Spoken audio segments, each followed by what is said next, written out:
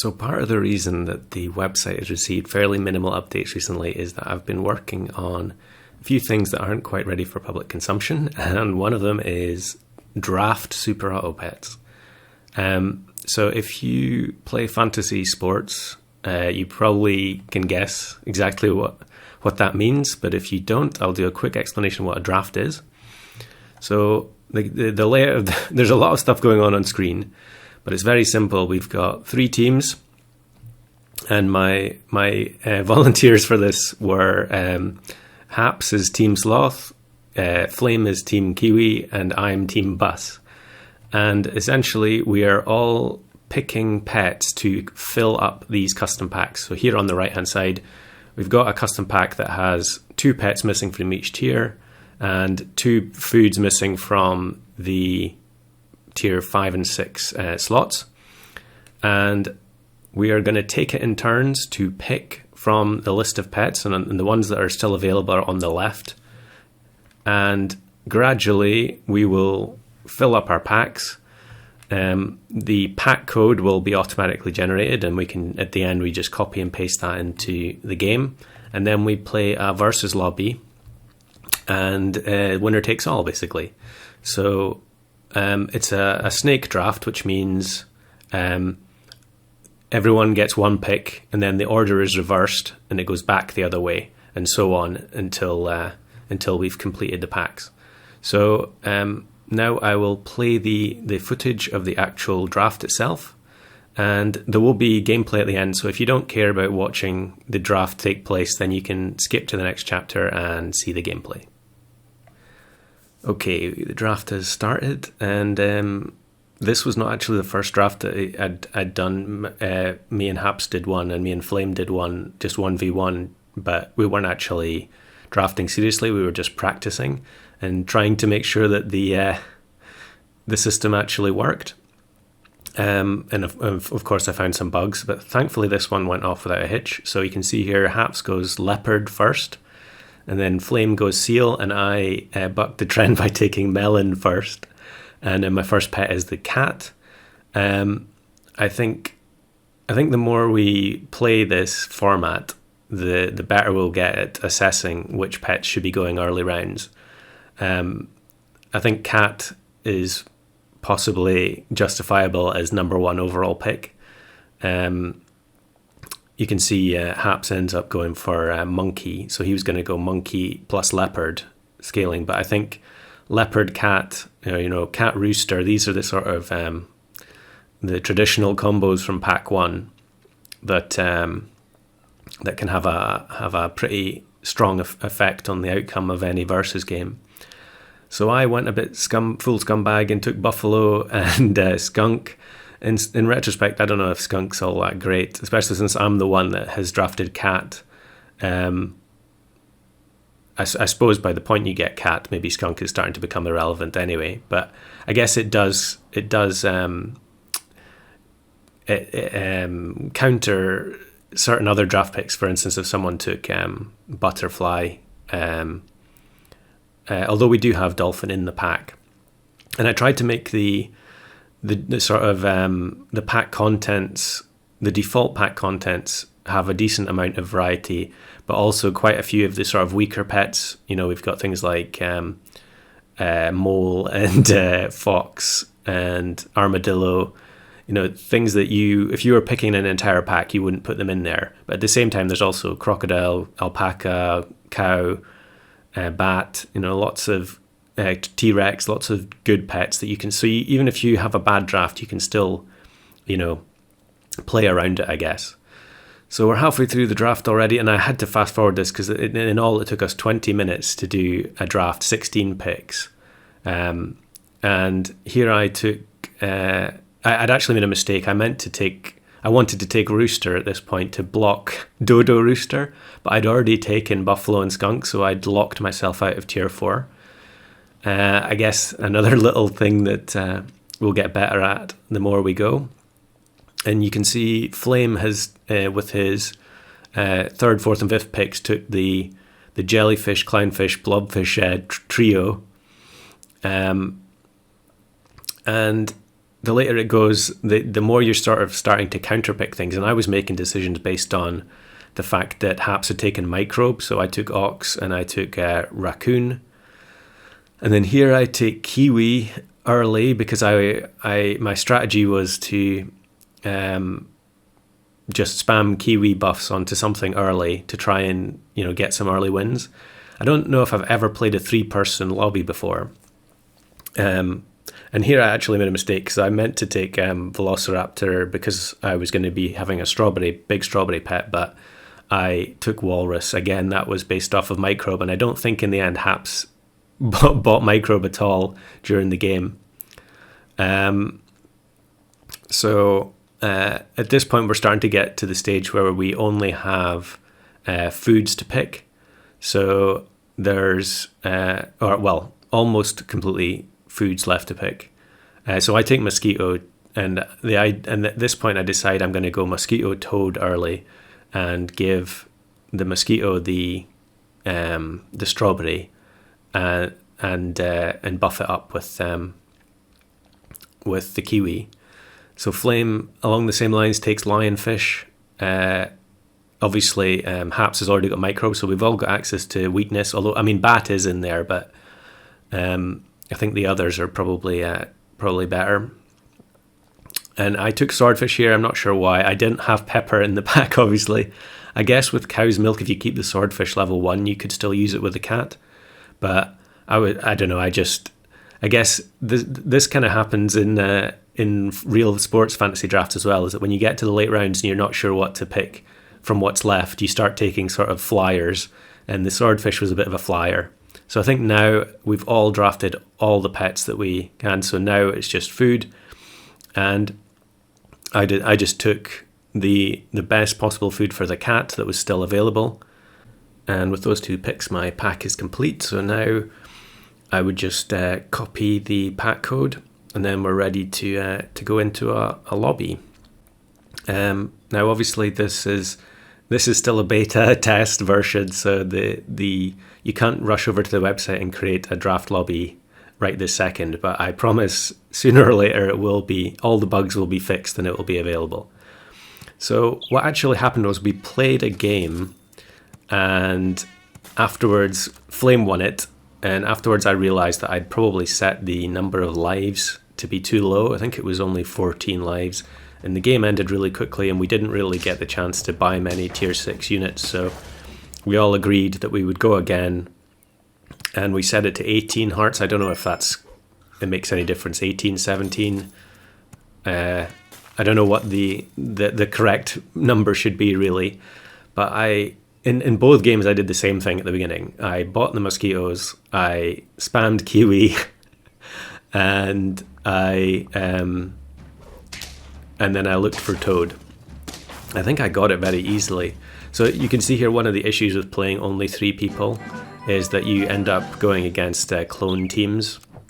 And I think it would be more satisfying to, if it was an even number of players, so that you're always going against an actual team and not a clone. But, in the fullness of time, once all the bugs and stuff have been ironed out and it's ready to be used properly, then we can start getting more people involved and potentially have larger lobbies.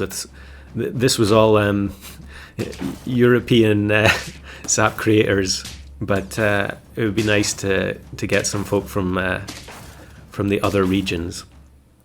And you could see a second ago I was noticing on screen that my random team name had been picked the Super Auto Failures, which I thought was quite amusing.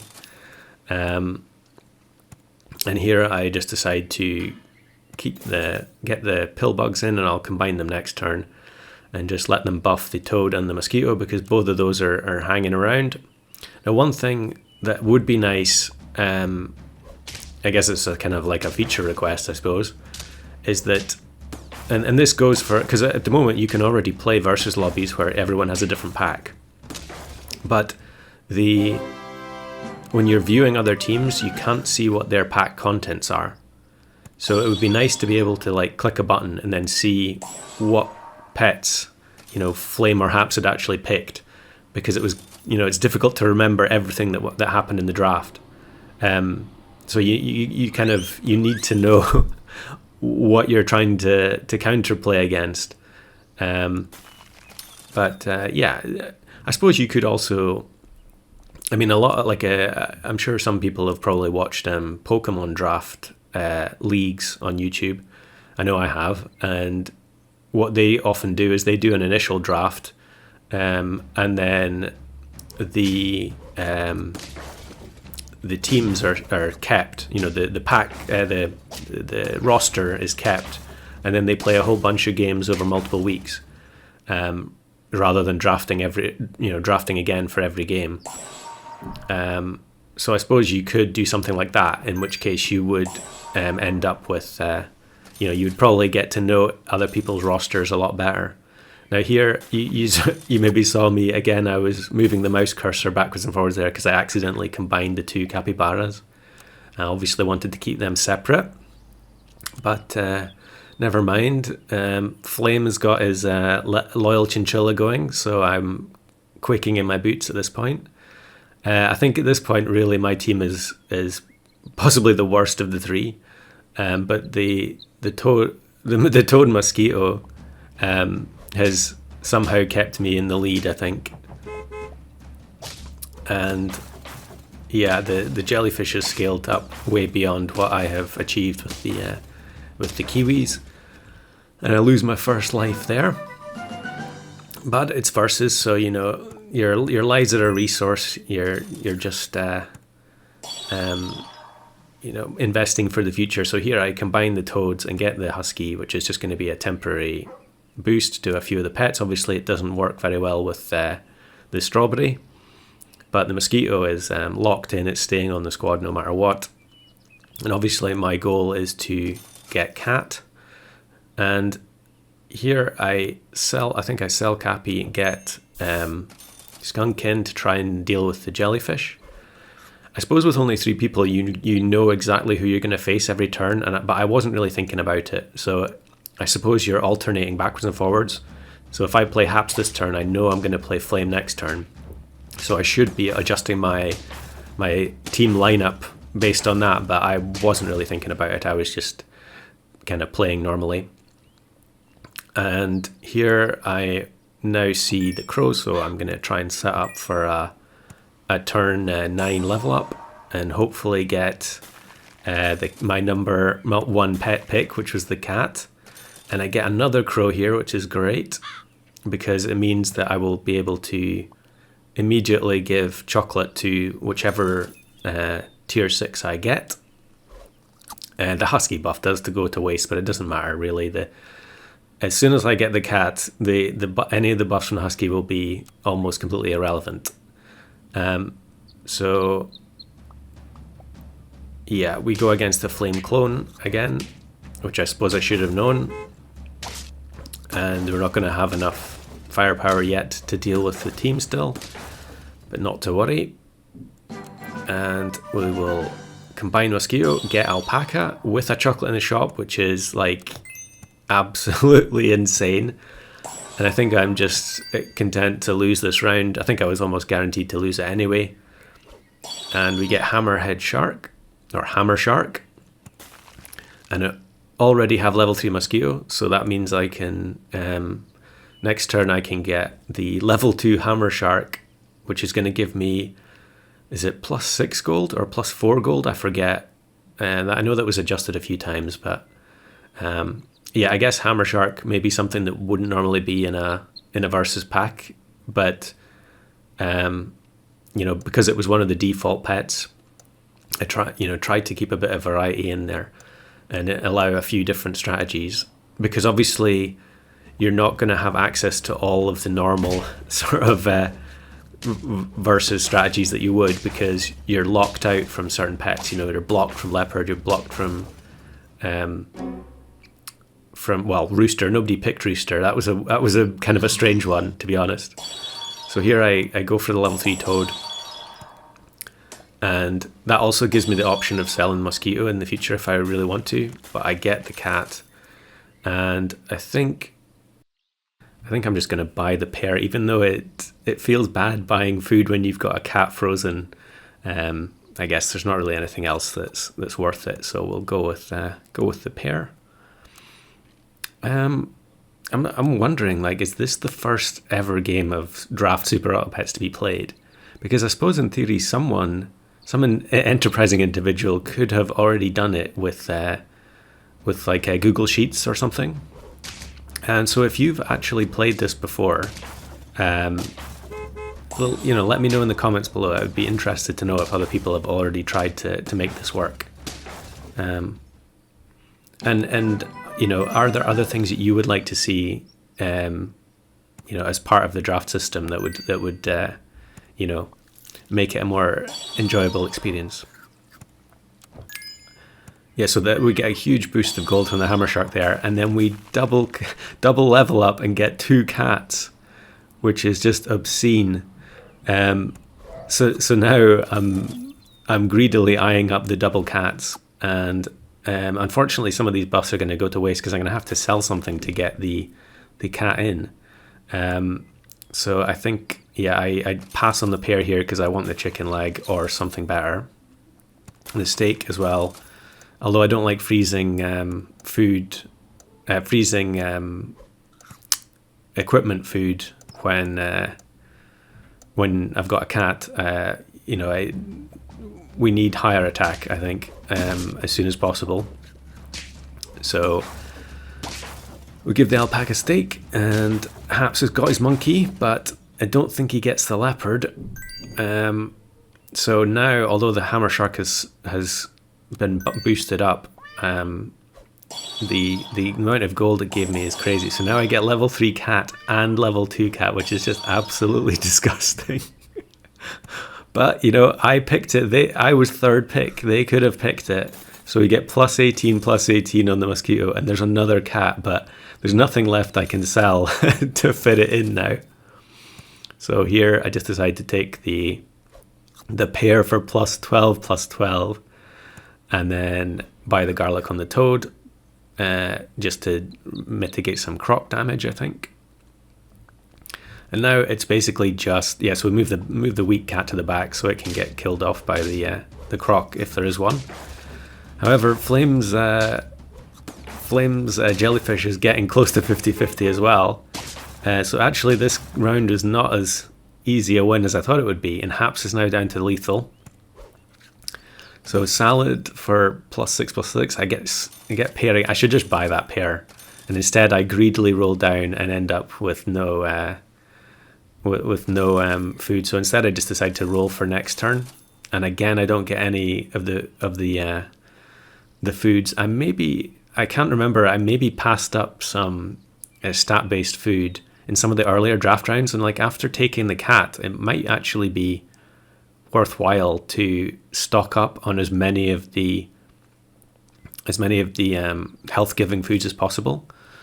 I can't remember. I think because obviously I took melon, so yeah, maybe I guess you could argue melon is probably worth it. But it's not going to be a problem, I don't think, because I'm going to get so many buffs from these cats. It's ridiculous. When a single pair is giving, what was it, plus 12. But again, it's still quite close. And if Haps had steak on the monkey there, it would have been a tie. So I really can't afford to be wasting all these rolls. And thankfully I get double chicken leg this turn. So we get a huge upgrade on the cat and the alpaca.